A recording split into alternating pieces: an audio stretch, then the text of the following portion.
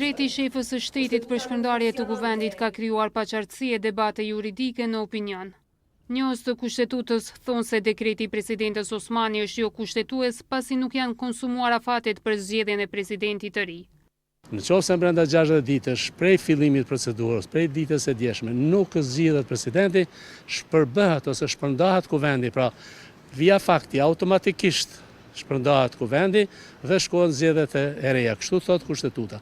Në këtë bazë është thirrë edhe dekreti i presidentes, që është pa bazë juridike kushtetuese dhe do duhet sqaruar kthehen për opinionin publik në mënyrë që të mos ketë paqartësi dhe të mos ketë veprime të kundërta. Kushtetuta e Republikës së Kosovës i përcakton dy situata prej të cilave vendi shkon në zgjedhje në rast të dështimit të zgjedhjes së presidentit.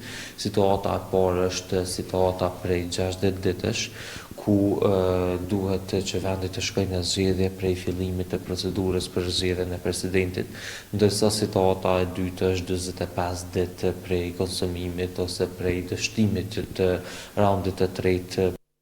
Në këtë situatë, thuhet se gjykata kushtetuese duhet të dalë sa më shpejt me interpretim.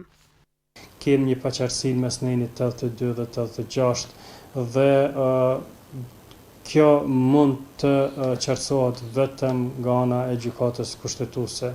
Unë mendoj që nëse gjykata kushtetuese eventualisht vendos për mos të përkohshme sipas kërkesës së lëvizjes vetëvendosje, atëherë dekreti presidentes për shpërndarjen e kuvendit dhe shpalljen e zgjedhjeve bëhet i pavlefshëm, bëhet nul.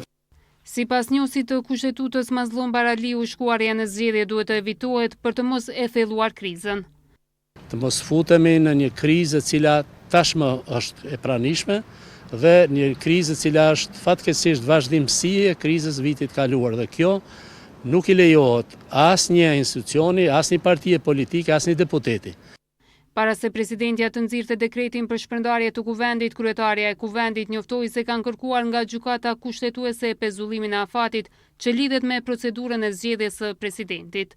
E nga kushtetuesja i than RTK-s se vendimi rreth kësaj çështjeje do të merret pasi të shqyrtuan aspektet kushtetuese të pretendimeve nga pala parashtruese.